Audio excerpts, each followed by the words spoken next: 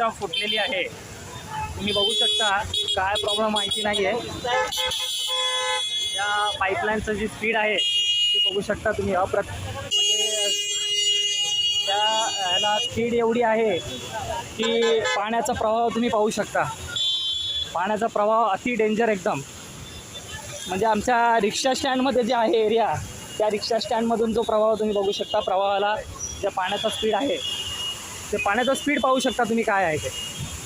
म्हणजे अक्षरशः स्पीड तुम्ही काय हेच नाही करू शकत ट्रॉफिकमध्ये. त्यामुळे ट्रॅफिकचंही सगळं कोळंबळा उडालेला आहे एकदम. हे बघू शकता कुठून काय झालेलं आहे माहिती नाही. आपण बघू शकतो असा जो प्रवाह आहे.